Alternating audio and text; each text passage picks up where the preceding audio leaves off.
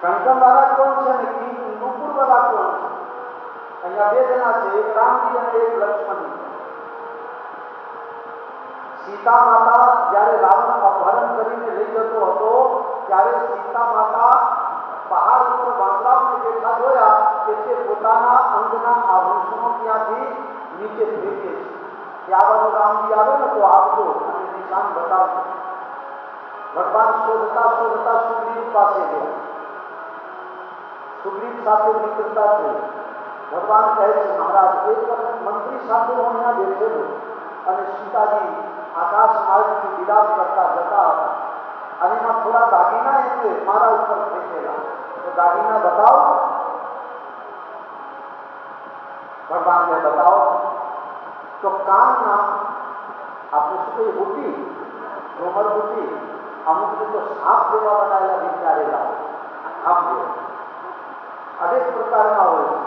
તો એ કાનની બુટી લાવીને અને ભગવાનને બતાવે છે. ભગવાન કહે છે, લક્ષ્મણની જરા ઓળખો તો. રાધેશ્યામ રામાયણમાં લખ્યું છે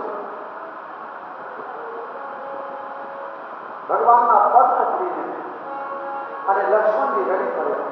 ભગવાન मैंने तो चरण निहारे हैं, देखे माता के कान नहीं, देखे माता के कान नहीं, मैं तो विष्णु का सेवक हूँ, कुंडल की है पहचान नहीं, मैं तो विष्णु का सेवक हूँ.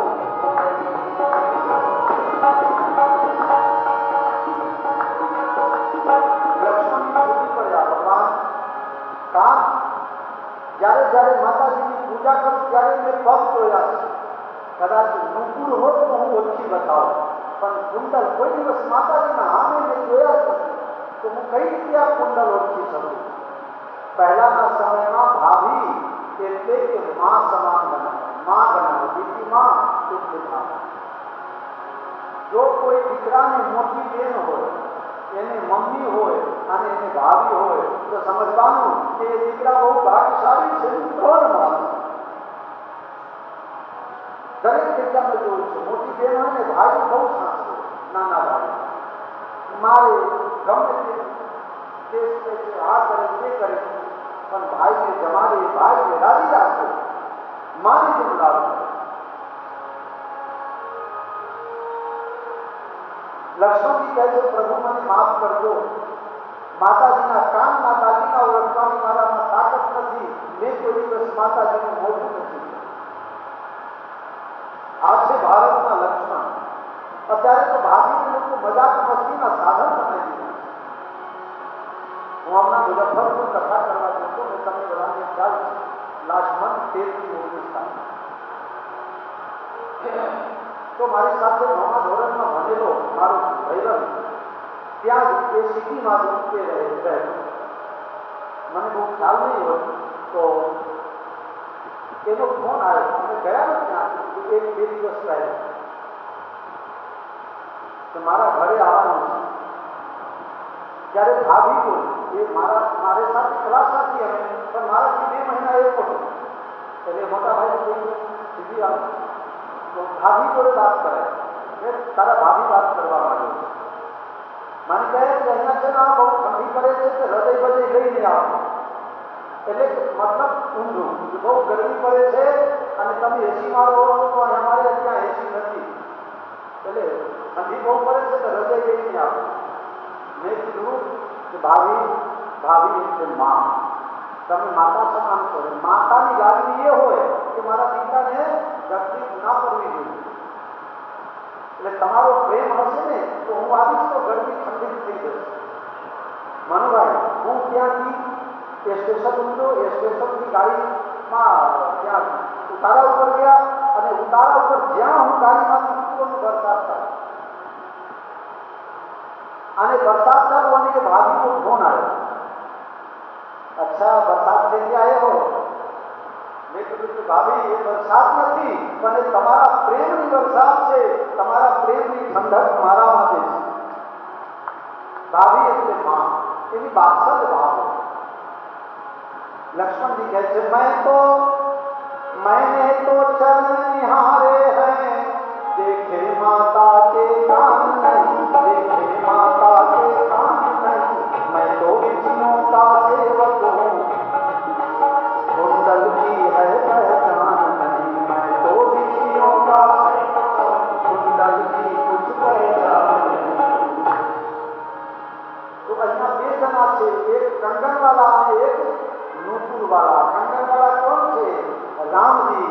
राम जी અને સીતાજીના લગ્ન થશે તો હાથમાં કંગર બંધાશે તો કિનકિન કિનકિન એટલે કોના કોના કંગન કોના અને નુપુર કોના નુપુરના કોણ છે લક્ષ્મણજી તો માતાજીના શરીરના ત્રણ દાગીનાના આવાજ સંભળાય છે રામ અને લક્ષ્મણને કંકણ કિનકિનનો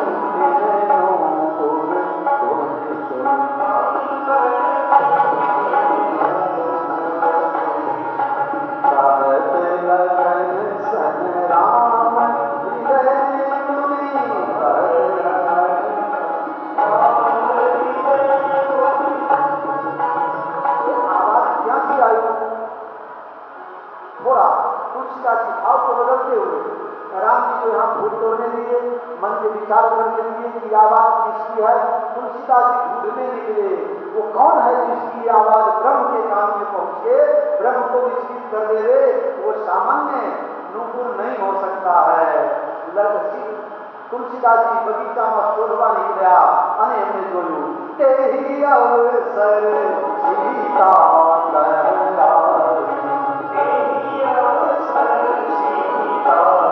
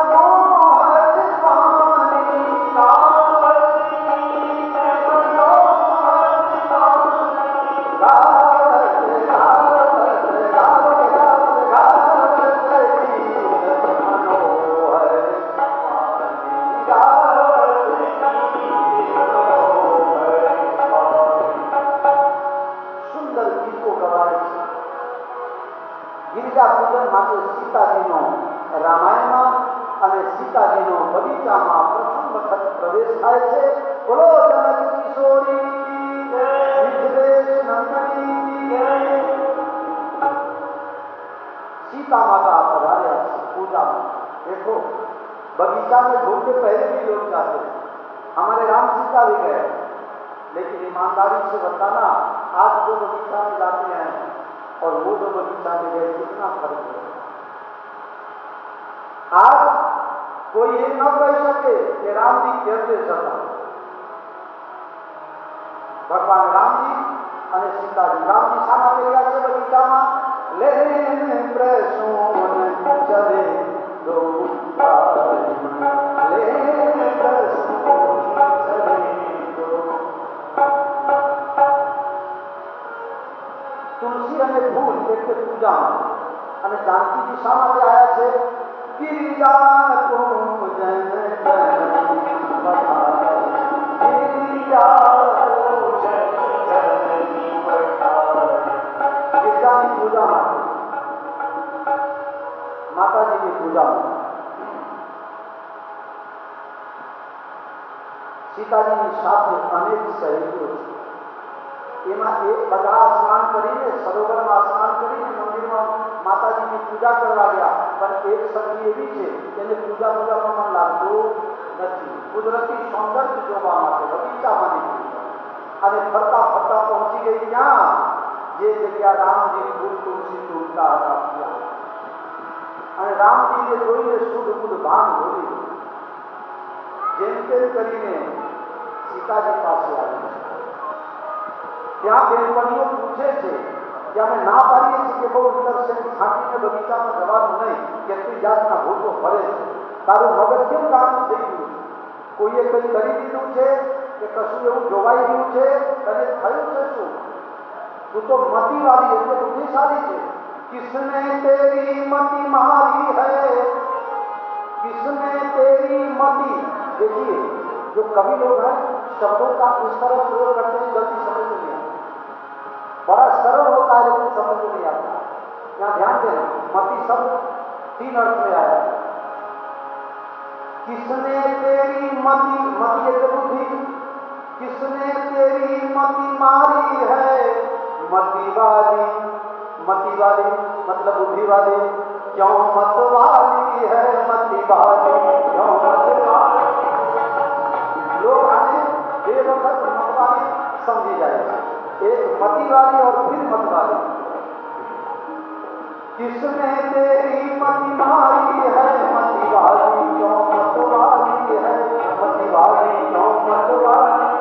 जिसने ये रंग चढ़ाया है वो कौन बात का माली है, जिसने ये रंग चढ़ाया है वो कौन बात का माली है। अशुद्ध को बुद्धि वाली तो गाड़ी केम થઈ ગઈ, કઈ ભૂત બન્યું છે, કઈ સદમા છે, કઈ બીમારી છે। માણસને ગમ બહુ ચડી જાય ને તો ગજલ લખતા થઈ। હા, કોઈએ મને પૂછ્યું કે આ ગજલ એટલે શું? તો બધું ગમમાં પડેલો માણસ બીજું કઈ કરી શકે? ગજલ જ ગાય। ચિઠ્ઠી ન કોઈ સંદેશ, અત્યારે તો બનાવતી થઈ ગયું, મરી ગયા હોય કોઈ અને સ્ટેટસ લગાવે કોઈ, તારે કઈ લેવા દેવા નહીં, तने क्या गम चली। बहुत दिखावटी जमाना हो गया यार। जाने वो कौन सा देश जहां तुम चले।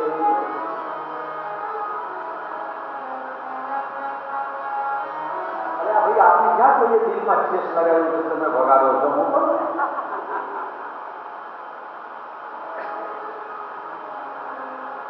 दिल कई पत्थर में टुकड़ों से घना नशा भरी थी कि टूटी गया, मैं दिल टूटी गया है। जगदीश जी दिल टूटे खड़ा, ये तो सामान्य तकलीफ થઈ જાય तो सीधा राम बोलो भाई राम થઈ જાય, कि टूटे फूटे नहीं। पता नहीं लोगों का टूट कैसे जाता है।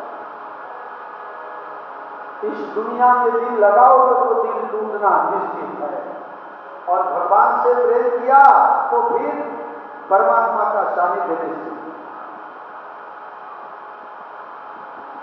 राम जी અને લક્ષ્મણ जी ने જોઈને આ સખીની હાલત ખરાબ થઈ ગઈ છે, એમના ઉપર મન મોહિત થઈ ગયું છે। કેવા સુંદર, કોઈ ગલત અર્થમાં ન લેશો, બહુ સુંદર સરસ અલૌકિક પ્રેમની ચર્ચા છે। બધાએ પૂછ્યું કે તને શું થયું છે, ત્યારે એટલું જ બોલ્યું, अवश्य देखिए देखन जो हीरा नयन नयन बिनुबान।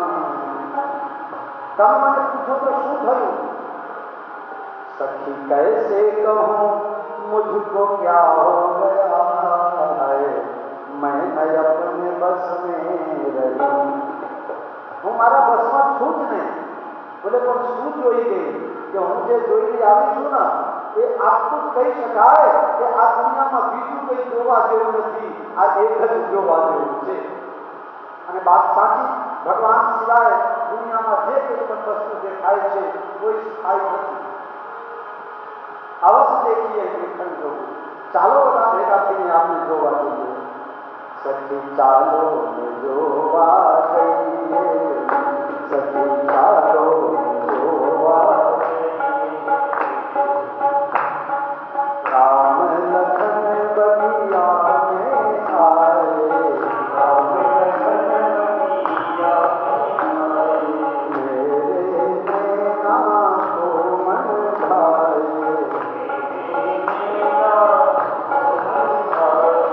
जिया को अपने जुड़ई सखी देखन जई। तो ચાલો આપણે જોવા જઈએ, કારણ કે મારું જે મોઢું છે, જીભ છે, એને આંખ નથી। બોલવાનું કામ કરે છે જીભ, પણ એને આંખ નથી, અને આંખ જોવાનું કામ કરે છે પણ એને જીભ નથી। जुबा बेनजीर है नजर बेजुबा। જેને જોયું છે એને બોલતા નથી આવડતું, અને જે બોલતા આવડે છે એ જોવાની શક્તિ નથી। એના કરતા ચાલો બધાને દર્શન કરાવીએ। ગુરુ महाराज बनी गई है ने बधाना राम का दर्शन करावा ले जाए। सीता जी राम जी ने, राम जी सीता जी ने, बने एक छे। स्पष्ट करीने कही दो, गिरा अरस्तर बीज संग कहियत भिन्न भेद, बंदो सीता राम पद नहीं परंतु एक खिन। बने एक छे, પણ ભક્તોના કામ માટે, અવતાર કાળની સિદ્ધિ માટે કોઈ સીતા बने છે, કોઈ राम बने છે, पर बनने की एक ही है। दोनों अलौकिक बिछड़े हुए थे, आज दोनों ने एक दूसरे को देखा और फिर सीताजी ने હવે ભવાનીની પૂજા કરવા ગમતું નથી। સખીઓ મહેનત તો ના માને છે, ચાલો ચાલો કાલે પાછા આવશે ફૂલ લેવા અને આપણે આવીશું પૂજા કરવા, તો ફેરથી મુલાકાત કરીશું। દેખન સુંદરી બેહદ કરો ફિરઈ બહુ બહુ થગ મરીગ પશુને જોવા માટે, ફૂલ જોવા માટે, બગીચા જોવા માટે બહાનું કરીને પાછળ જોવે છે। આ બહાને રામજીના દર્શન કરે છે। રામજી સીતાજીને જોવે તો સીતાજી નીચું જોઈ જાય અને સીતાજી રામજીને જોવે તો રામજી નીચું જોવે। લગ્નના થયા સુધી બંનેના ચાલ થયા નથી। આ કેટલી મર્યાદા હશે અને મા બાપ પ્રત્યેના સંસ્કારના કેટલા એને પડી હશે। सीताजी मज्जन करी सर सचिन समेता गई बिल्कुल गौरी देता। गौरीना मंदिરમાં, ભવાનીના મંદિરમાં જાય છે। જય જય ગિરિવર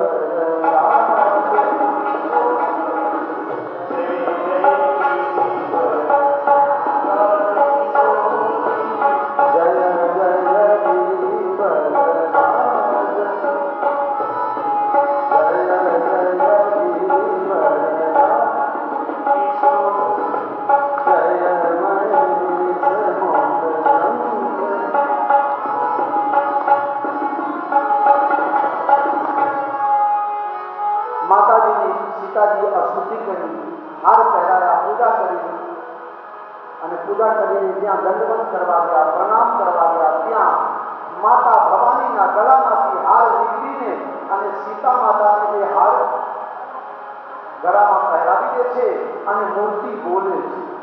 મૂર્તિમાંથી આવાજ નીકળે છે, સુનો સિય સત્ય આશીષ હમારી, સુનો સિય સત્ય આશીષ હમારી, હો જય મન કામના तुम्हारी, हो जय मन कामना तुम्हारी। सीताजी मारा आशीर्वाद से તમારી મનોરથ પૂર્ણ થશે। જે સાંભળા સલોના વર તમને ગમી ગયા છે એ જ તમને વર મળશે અને નારદની વાણી સાર્થક થશે। મન ગાહિતા છે મિલની સોવર સુંદર સાંવર। આશીર્વાદ આપો। ત્યાંથી એક જણાએ મને પૂછેલું કે મૂર્તિ બોલે, મૂર્તિ બોલે ને કેમ ન બોલે? હમણાં ક્યાં એક દીકરો આવ્યો તો 16 વર્ષનો છોકરો, આમ બોલે, શું નામ આ દીકરાનું?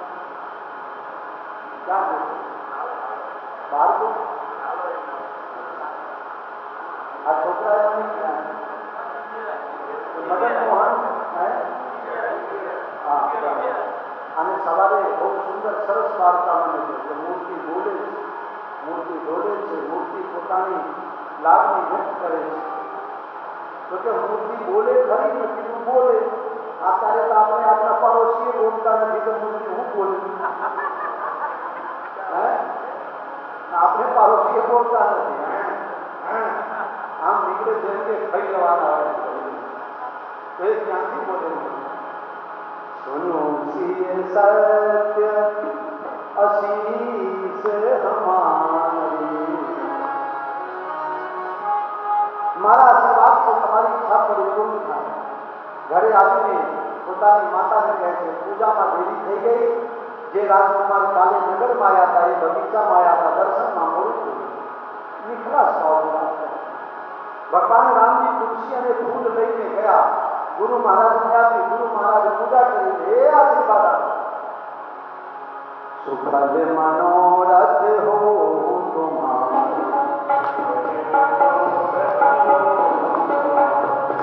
राम लखन सुन भय सुखारे।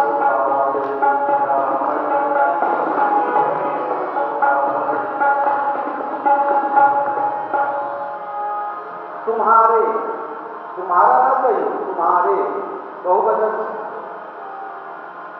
હવે અહીંયા એકને આશીર્વાદ આપવાના હતા તો ગુરુ મહારાજ કોને આશીર્વાદ આપે? તુમ્હારે એટલે તમારા બધા ભાઈઓની ઈચ્છા પૂરી થાય, તમારા મા બાપની ઈચ્છા પૂરી થાય, બધાને એક સાથે આશીર્વાદ આપી દીધા હોય એવું લાગે. લક્ષ્મણજી કહે છે, ગુરુ મહારાજ ધનુષ કોણ તોડશે? ગુરુ મહારાજ કહે છે, એ મને ક્યાંથી ખબર? ત્યાં ગયા પછી ખબર પડે, આપણે જવાબ બાકી છે. લક્ષ્મણજી કહે કે મને ખબર પડી ગઈ કોણ તોડશે. રામજી શરમી ગયા કે મારું નામ ન લઈ ગયું તો સારું. પહેલાના જમાનામાં છોકરા છોકરીના ઘરે લગ્નની ચર્ચા થાય ને તો ઘરમાંથી બહાર નીકળી જાય, અને અત્યારે ઘરના બહાર ન નીકળે, ક્યાંકથી પ્રેમ શોધીને લઈ આવે. આને કોઈ કે ઉભા રહો, હું હારા 5 તો હવા 5 હોવા જોઈએ, તમે હારા 3 ફૂટની હોદીને લઈ આવો તો ના થાય. એટલે આપણે પણ હાર માની લેવું પડે, કહેવું પડે ભાઈ આપણી હા છે, પણ છોકરા છોકરીને પૂછવું પડશે. આપણે પણ આ સાવચેતી રાખવી હારી, નહીં તો અત્યારે નક્કી નહીં. સુખદ મનોરથ હો ગુરુ મહારાજ કોણ બોલશે? લક્ષ્મણજી કહે કે હું જાણી ગયો, મને ખબર પડી ગઈ. વિશ્વામિત્ર કહે કે અમને કઈ ખબર નહીં, કોઈએ કીધું નહીં. ભાઈ ફિક્સિંગ હોય તો ખબર છે, ફિક્સિંગ તો છે નહીં, પેપર ક્યાંય ફૂટ્યા નહીં હજી. તો આ ક્યાંથી ખબર પડી તને? મને ક્યાંય ખબર પડી ગઈ મને. જો ગમે તે થાય પણ ધનુષ તો મારા રામજી તોડશે. રામજી શરમાઈ ગયા કે આ મારું શું બોલે છે? ભાઈ તારો પ્રેમ છે વાત બરોબર, પણ આટલા મોટા મોટા રાજા આવ્યા ને હું ક્યાંથી તોડી શકું? जिसके सिर पर हाथ तुम्हारा ओ कैसे दुख पाए. જેના મસ્તક ઉપર સાચા સંતના આશીર્વાદ મળી ગયા ને એ જ ધનુષ તોડી શકે. ધનુષ એટલે શું? અહંકાર. અને અહંકાર એ જ તોડી શકે જેના ઉપર સંત અને સત્સંગની કૃપા હોય, પ્રસાદ. નહીં તો બાદમાં માણસ કરી શકે. ઘણી વખત તો બધું હરખું ચાલતું હોય તો પોતાની જાતને બતાવવા માટે કે હું કંઈક છું, કંઈક નવું લાવીને મૂકી, જે હોય જ નહીં એવું લાવીને મૂકી દે. ધ્યાન આકર્ષણ કે મારી પાસે બધાનું ધ્યાન જાય. અરે એવું નથી. હે હા, તમને ખબર છે જે છે જ નહીં એવી વસ્તુ જે તમે ગયા હોય લગ્નમાં તો લગ્નના ગીત ગાઓ, તમે ગયા હોય મરણના તો ત્યાં મરણના ગીત ગાઓ, ત્યાં અલગ ગાઈએ ને અમને કોઈ ઓળખે એવું ન કરાય. પણ માણસ પોતે મેં એક વખત કીધું હતું, કદાચ એક ડોશીબા ગામડે ફરીને જેમ તેમ કરીને અને એક વેટી બનાવી અને પહેરીને બજારમાં નીકળ્યા. પણ કોઈએ ન કીધું કે બા બહુ સરસ. બા કહે કે કોઈ વખાણ તો કરતું નથી. વેટી નીકાળીને ઘરમાં મૂકી દીધી અને પછી ઝૂંપડીમાં આગ લગાવી અને આગમાં બધું હળવી ગયું. હોનું તો ચરકે, જેમ તપે એમ ચરકે, તો હોનું ચરકાટ મારવા લાગ્યું. પછી બધાએ કીધું કે આ બા તમારું જે હોનું હતું આ વેટી હોનાની હતી. લોકોના મન ગરીબ માણસ છે, પિત્તરનું હશે એટલે કોઈ વખાણ ન કરે. એટલે જ્યારે હળવી ત્યારે વખાણ થયું કે આ આખો કલાક પહેલા કીધું હોત તો મારે ઝૂંપડી ન હળગાવવું પડે. ઝૂંપડી હળગાવીને વખાણ કરાવે. આજે લોકો પૈસા આપીને વખાણ કરાવે. જે પ્રવાહ ચાલતું હોય તેનાથી અવરા ગલત પ્રવાહ ચાલીને અને પછી ગંભીર નિર્મત કલ્પ કરી પ્રગટ થઈએ હોવાનું. આ દંભી લોકોના લક્ષણ હોય છે. આપણે ક્યાં ગયા છીએ, આપણે શું કરવાનું છે, કયા પ્રસંગ છે, કયા પ્રસંગમાં કેવી રીતે રહેવાય બોલાય એનું ત્યાં જઈને શું. અમુક માણસ તો જ્યાં જાય ત્યાં આ ધ્યાન આકર્ષક જ કામ કરતા હોય. નહીં, આપણે જ્યાં જઈએ ત્યાં સપોર્ટ થાય એવા કામ આપણે કરવા જોઈએ. કોઈને આપ લોકોને અહીંયા દરબાર સમાજના ઘણા લોકો વાવેલા છે. વાવોલ ગામમાં સમૂહ લગ્નમાં શંકરસિંહ બાપુને પત્રકારે પૂછ્યું કે બાપુ આપણું સમાજ બહુ પાછળ રહી ગયું છે, આગળ લાવવા માટે શું કરવું જોઈએ? ત્યારે શંકરસિંહે એક જ લીધું, પગ ખેંચવાનું બંધ કરો ને હાથ ખેંચવાનું ચાલુ કરો. આ એવું નહીં કે દરબાર સમાજને લાગુ કરે છે, બધા સમાજને લાગુ કરે છે. જ્યાં જ્યાં તકલીફ છે ત્યાં બધી જગ્યા સિસ્ટમ લગાવવા જોઈએ. આજે તો ફલાણાનું નામ થઈ ગયું, મારું રહી ગયું. ગણપતભાઈ આપણે ક્યાં ચર્ચા થઈ ગઈ? નામ ઉપર નીચે છપાવવામાં તકલીફ. बहुत कठिन है रगड़े पन पतली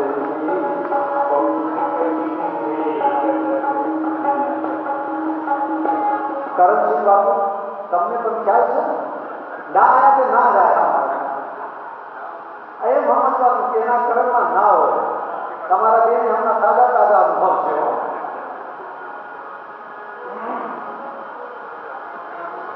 લક્ષ્મણજી કહે છે તમે જે દિલથી આશીર્વાદ આપ્યા છો એ તો મારા રામ સિવાય કોઈ ધનુષ ન તોડી શકે. સવારમાં જાહેરાત થાય છે, હે દેશ દેશ કે રાજાગણ, હે રાજાઓ તમે આવો, તમારા ભુજામાં જે તાકાત છે એ ચંદ્રમા સમાન છે. રાજાઓ ભૂલાયા, શું મારું વખાણ કર્યું, ચંદ્રમા સાથે મને સરખાયા. પણ પાછા ધીરે થઈને રાજા જનક બ્રહ્મજ્ઞાનીના ચેલાઓ તો બોલવામાં ભાન હોય ને, ભુજ બલ વિભુ શિવ ધનુરાવ, ભુજ બલ વિભુ શિવ ધનુરાવ, કરુણ કઠોર વિવિધ સબ પાઓ, સો પુરારી કો કંદ કઠોરા, રાજ સમાન આજ જે કોરા, ત્રિભુવન જય સમેત ગયો વિચાર કરે હત હે રાજાઓ તમારા ભુજામાં તાકાત ચંદ્રમા સમાન છે અને આ ધનુષ રાહુ સમાન છે. એટલે રાહુ ગ્રહણ લગાવે ને એટલે તમારા બધાની બુદ્ધિમાં ગ્રહણ તો લાગેલું છે. આ જગત જનની સીતા સાથે લગ્ન કરવાની ભાવનાથી બધા આવ્યા છો એટલે તમારા બધાની બુદ્ધિમાં ગ્રહણ લાગેલું છે.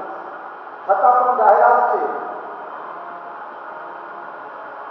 જે આ સિદ્ધ ધનુષને તોડશે એની સાથે સીતાજીના લગ્ન. એક એક કરીને રાજાઓ ઉભા થવા.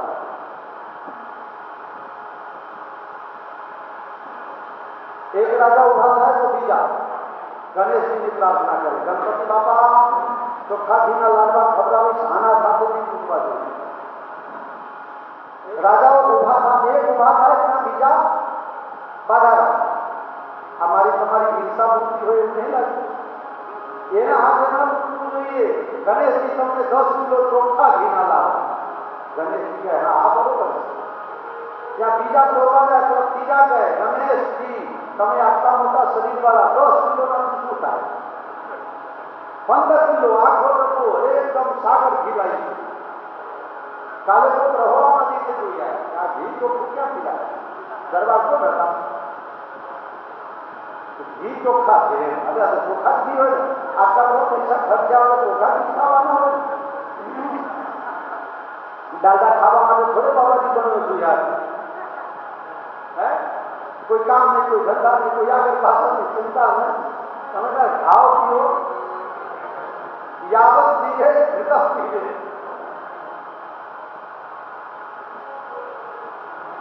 ભુજ બલ વિભુ શિવ ધનુરાવ, કરુણ કઠોર વિવિધ સબ પાઓ, સો પુરારી કો કંદ કઠોરા, રાજ સમાન આજ જે કોરા, ત્રિભુવન જય સમેત ગયે વિનહિ વિચાર કરે અત. રાજા ઉભા થાય, ધનુષને જ્યાં હરવા જાય ત્યાં એની શક્તિ ધનુષમાં સમાઈ જાય અને રાજા શક્તિહીન થઈને નીચે પડે. જેમ જેમ હંભારીને બેચારાના ભેગા થઈને ખુરશીમાં બેહાડે એમ ઘડી ઘડી બધા રાજા ઉભા થયા પણ કોઈ સિદ્ધ ધનુષ તોડી શક્યા.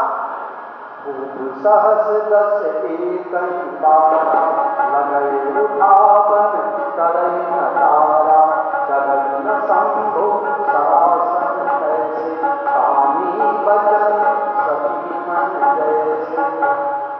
સતી સ્ત્રીને કામી પુરુષ ગમે તેટલા કામગીરી કરે પણ એના મનની અસર ન થાય એમ 10,000 રાજાઓ ભેગા થઈને એક સાથે ધનુષ તોડવા ગયા. ગગન શંભુ સરાસન કૈસે, તલ જેટલી જગ્યા ખસેડી પણ શકતા નથી. રાવણ એ વખતે ક્યાંક જતો હશે અને રાવણે જોયું કે આટલું મોટું મંડપ બાંધેલું છે, ત્યાં કોઈને નીચે ઉતારી રથ વિમાન નીચે ઉતારીને પૂછ્યું કે આ આયોજન કોને કર્યું? બધા વિચાર કરવા લાગ્યા, મારો બેટો ભગવાન આમંત્રણે આવી ગયો છે, રથમાં ભંગ કરે. બધા ગભરાઈ ગયા કે આ તો ગમે તે કરે, રાવણ મહારાજની જય.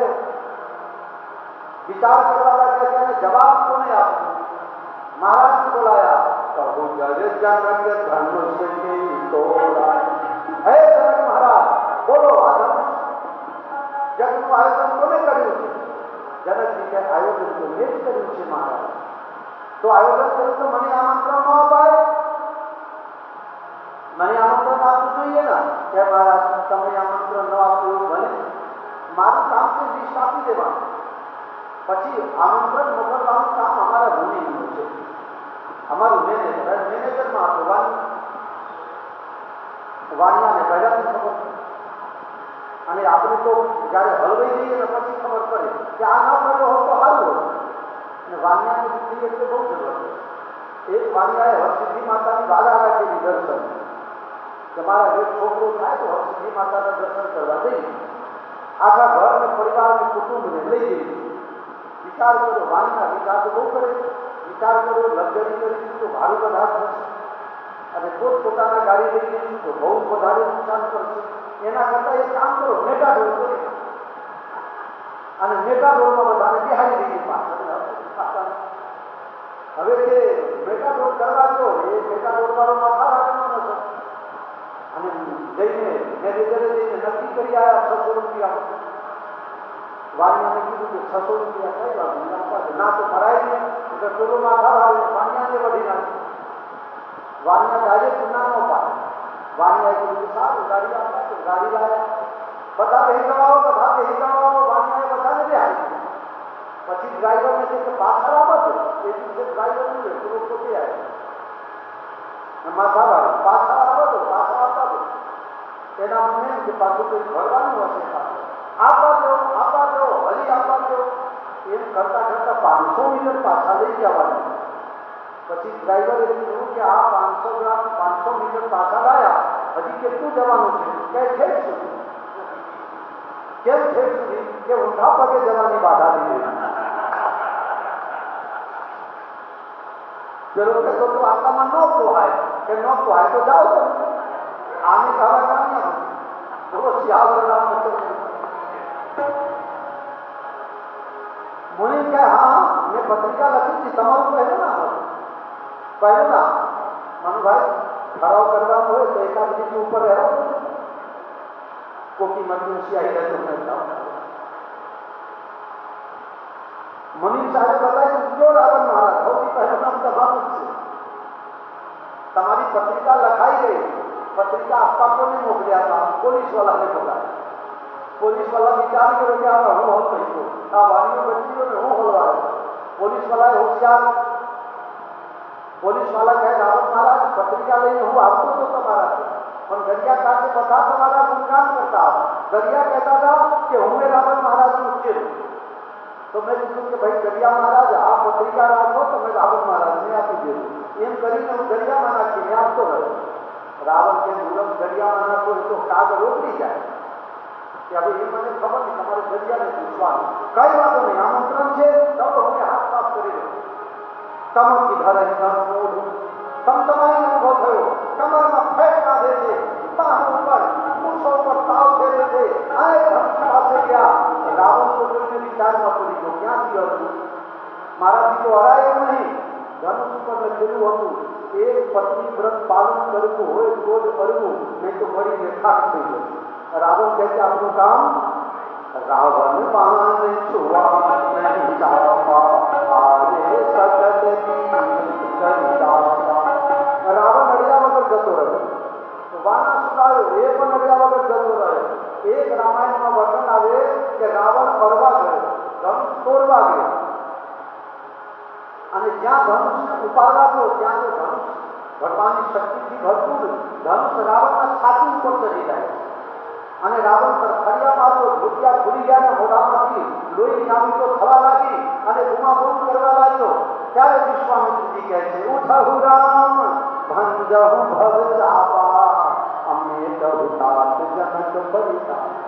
राम जी उठो, जल्दी जल्दी आ धनुष में तोड़ी नाखो, नकरा ब्राह्मण जी को मरी जैसे।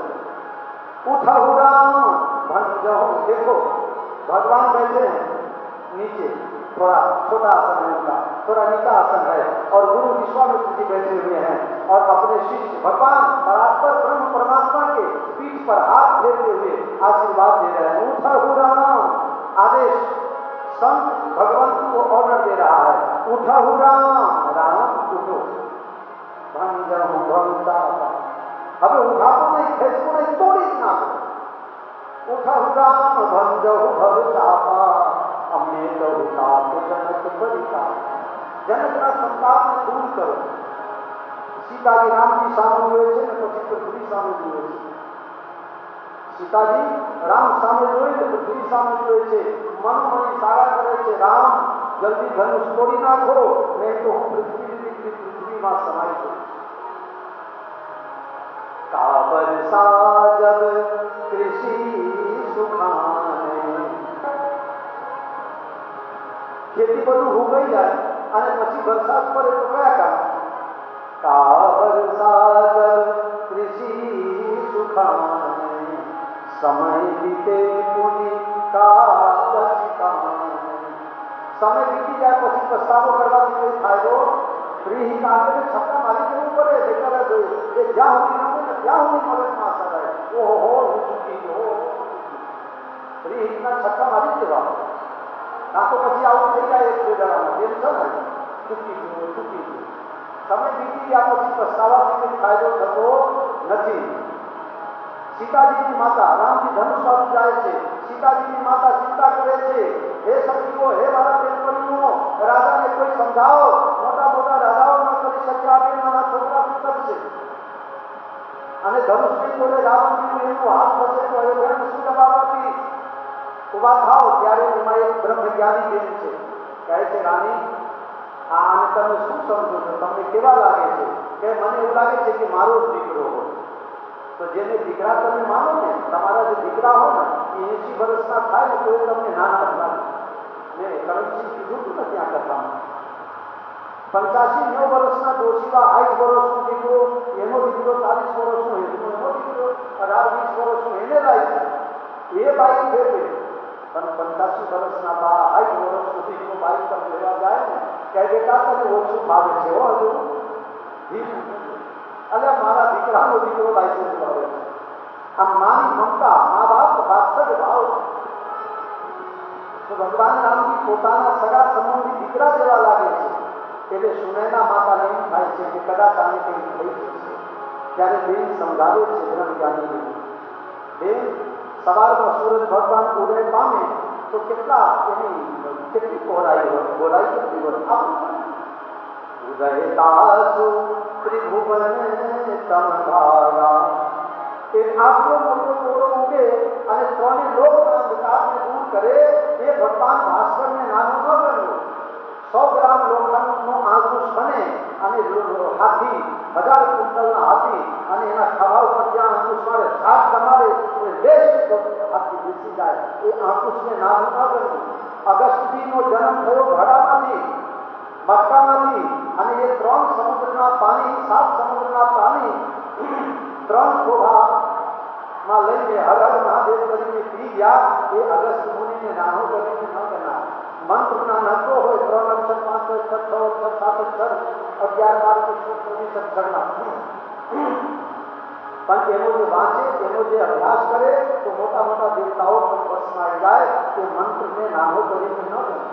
જે તેજસ્વી છે એ ભલે જોવામાં સચિન તેંડુલકર 5 ફૂટનો લાગે, પણ 6.5 ફૂટના વિલિયમ રિચર્ડ્સ જેવી ઊંચાઈ ન પહોંચી શક્યો, એના કરતા ઊંચે સચિન તેંડુલકર પહોંચી ગયો। આ સામાન્ય વસ્તુ નથી, તેજવંત લઘુ ગણીએ નરા।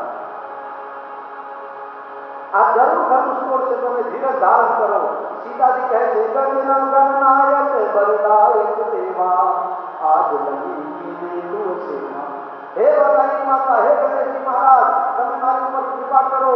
ગણેશ जी દોડતા દોડતા આયા, सीताजी आई एम सॉरी, હું આમાં કંઈ મદદ કરી શકું તેમ નથી, બોલે તમારે મદદ કરવું જ પડશે।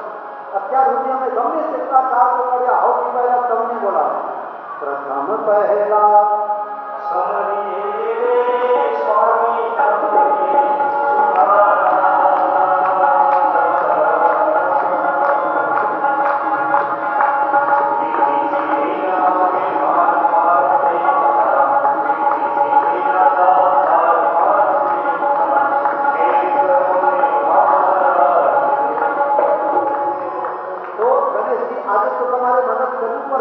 ગણેશજી કહે હું શું મદદ કરી શકું કે ધનુષને હલકા કરી નાખો જેથી ગામની તોડી નાખો. હે ભગવાન, મારા આટલા શરીર સ્થૂળ છે, ભારે છે, હું મારું હલકું કરી શકતો નથી અને આ ધનુષને હું કઈ રીતે વજન ઓછું કરાવું.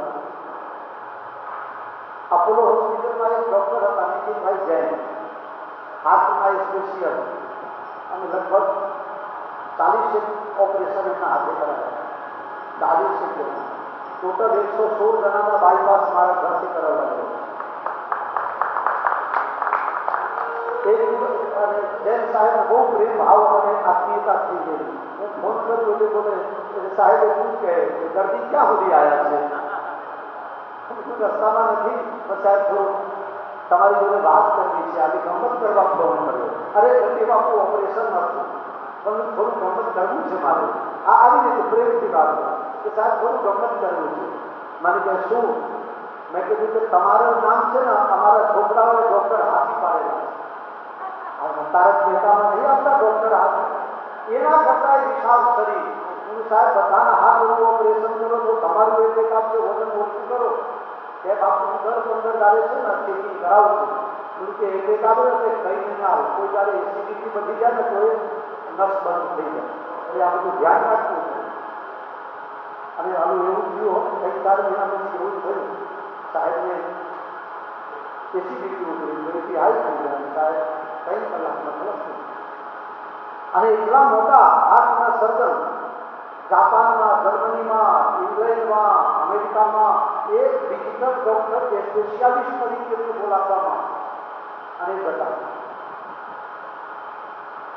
બીજાને તમે કહો છો વજન મેન્ટેન કરો, તમે વજન મેન્ટેન કરતા નહીં.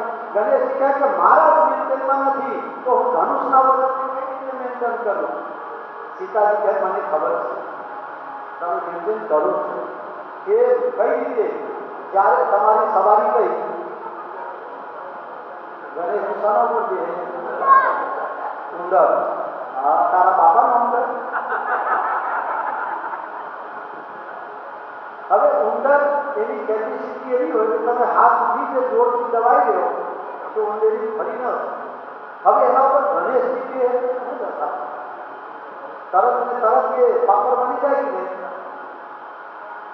સીતાજી કહે છે ગણેશજી હું જાણું છું તમે આકાશ તત્વ છો, આકાશ તત્વ છો, બહુ હલકા છો. તમે એટલા હલકા થતા તમને આવડે છે કે ઉંદેરી ઉપર તમે બેસી જાઓ તો ઉંદેરી તમને એક ગામથી બીજા ગામ પહોંચાડે છે. એટલા હલકા થતા તમને આવડે છે તો હવે તમે ધનુષની હલકાઈ કરો. ગણેશજી કહે પણ મારો ટેકો શું કામ લેવું છે? કે એટલા માટે કે આ ધનુષ શિવજીના છે, તમારા બાપના. અને રામજી તોડશે તો તમારા બાપા બૂમ પાડશે. ત્યારે મને કહેતા ફાવે કે તમારા છોકરાએ ટેકો કર્યો. ગણનાયક વરદાયક દેવા ગણનાયક. રામજી ધીરે ધીરે ધનુષ તરફ જાય છે. મત કરતી જેમ રૂમ રૂમ રૂમ રૂમ ચાલ, રૂમ રૂમ રૂમ રૂम चाल.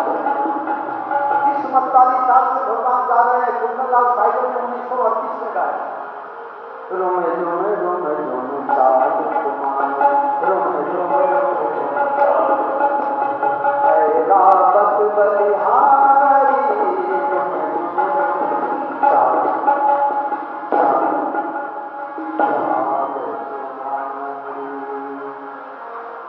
मतवाली चाल से भगवान धीरे धीरे जा रहे हैं, कोई चिंता नहीं. धनुष के पास गए, धनुष को प्रणाम किया, 3 बार परिक्रमा किया, फिर प्रणाम किया. आपको मेरे हाथ से टूटना लिखा होगा, आपको तकलीफ होगी, इसके लिए क्षमा चाहते हैं. काम जोड़ने का करना चाहिए लेकिन मेरे से आज तोड़ने का हो रहा है. વિશ્વામિત્રને પ્રણામ કર્યા, આંખ બંધ કરીને ગુરુ વશિષ્ઠજીને પ્રણામ કર્યા, માતા પિતાને પ્રણામ કર્યા, સભામાં ઉપસ્થિત સર્વેને પ્રણામ કર્યા છે. અને ધનુષને દોરી ખેંચવા ગયા. એટલા બધા જોરથી ખેંચ્યા કે વીજળીની જેમ ચળકાટ થયો. લોકો ત્યાં જેટલા હતા એ બધા આંખ છોડવા લાગ્યા. ભગવાને આધારમાં ફેલાઈને દોરી ચઢાઈ દીધું છે અને પ્રભુનો ઊંચા ખંડ મહિતા ભગવાને ધનુષના 2 ટુકડા કરીને અને પૃથ્વી પર મૂકી દીધા. એનો ઘોર અવાજ થયો. ભય ઘોર ભુવન ચિત્તરહિ દિગ્ગજ બોલ મહિ વિલોલ સાગર બોલ ભય હર સમન ભર સુની નાર સિમર સુંદર રક્ષકહિ મર્કટ વિકટ ભક્તો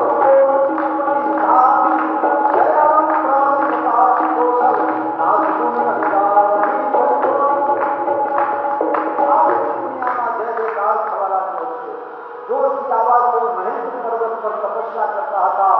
પરશુરામજી મારા ગુણના ધનુષ તૂટી ગયું. દોડતા દોડતા ત્યાંથી આવ્યા. હે જગત મૂર્ખ રાજા, કોને ધનુષ તોડ્યું?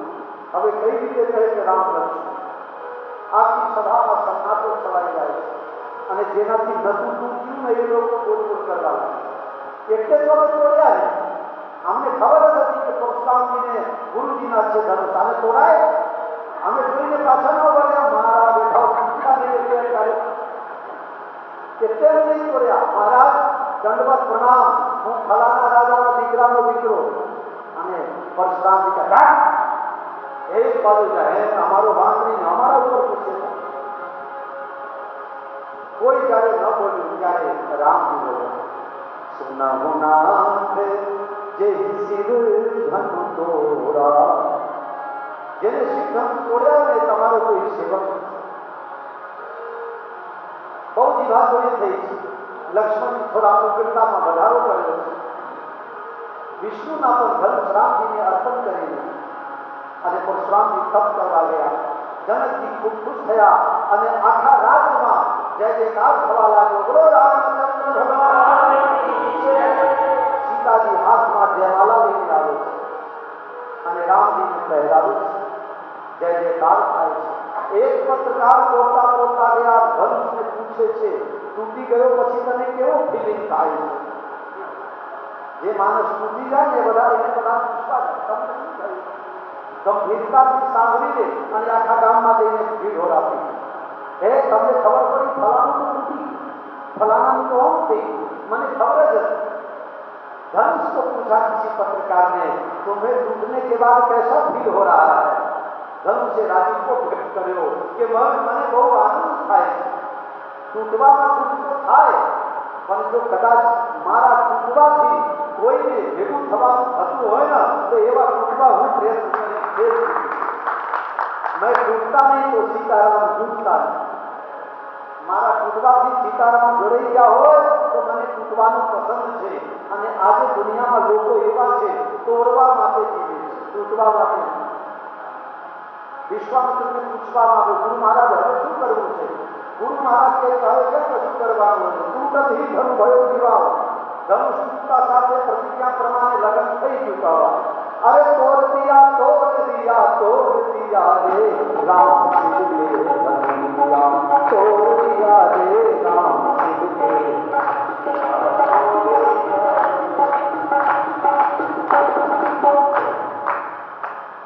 પછી તો કંકોત્રી લખીને અયોધ્યા મોકલાવે છે. અયોધ્યાથી ધનતેરસના દિવસે જાન આવે છે અને પછી લગ્ન જોડાવવામાં આવે છે. માગસર સુદ 65ના દિવસે સીતારામજીના લૌકિક વૈદિક વિધિ પ્રમાણે સીતારામજીના લગ્ન થાય છે. લગ્ન પછી બંને બાજુના આગેવાનો ભેગા થયા અને નક્કી કર્યું કે આ બાજુ રાજા દશરથના 3 દીકરા અને આ બાજુ મહારાજ જનકના ત્યાં કાકા બાપામાં થઈને બીજી 3 બહેનો બાંધી છે.